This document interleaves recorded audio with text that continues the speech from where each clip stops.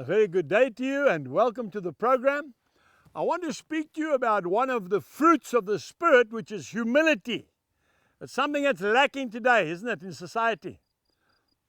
I want to read a scripture to you from the Gospel of John chapter 3, and the verse is verse 30, but just before that, this is what we hear. Then there arose a dispute between some of John the Baptist's disciples and the Jews about purification. Verse 26. And they came to John and they said to him, Rabbi, he who was with you beyond the Jordan, to whom you have testified, behold, he is baptizing and all are coming to him. In other words, Lord, John the Baptist, all the people are leaving us and they're going to Jesus and his disciples are baptizing them. Listen to what John the Baptist said. John answered and he said, a man can receive nothing unless it has been given to him from heaven. You yourselves bear me witness that I said, I am not the Christ, but I have been sent before him. He who has the bride is the bridegroom.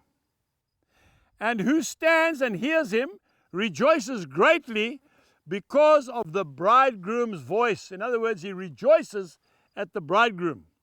Therefore, this joy of mine is fulfilled.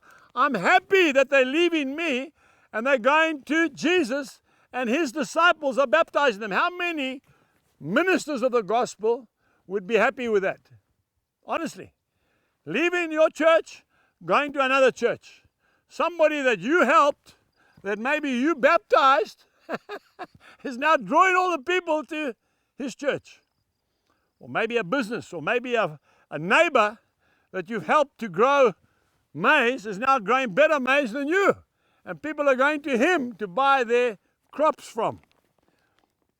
Listen to John the Baptist's answer. Therefore, this joy of mine is fulfilled. I'm so happy. Verse 30. He must increase, but I must decrease. You know, it's such a wonderful thing to grow old with humility. You know, I have 2 sons and 3 daughters. And I can honestly say this to you, my dear friend, that if my sons, and they are, by the way, are farming better than I am, surely I should be rejoicing. Why? Because I taught them. And what's so sad for me is to see a father competing against his son. And he's never going to win. You know why? Because the father's getting older and the son's growing up stronger. And the son has got all the knowledge that his father gave him and more. It is so distasteful to see a lady with a beautiful young daughter and she's trying to compete with her daughter. And she's double the age of her daughter. Very distasteful. What is so beautiful is to see a young person giving their mom or their dad credit and making them proud. I am so proud when I go around the farm now. I don't drive the pickup.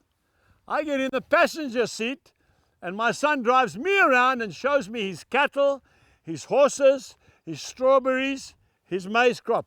And I sit there and I say, well done, son. That's exactly what John the Baptist did. If we look at Matthew chapter 11 and verse 11, Jesus said that there has never been a man born from a woman who is greater than John the Baptist. It's all about humility and preferring one another. My dear friend, rejoice when your family is expanding and doing greater than you. Goodbye.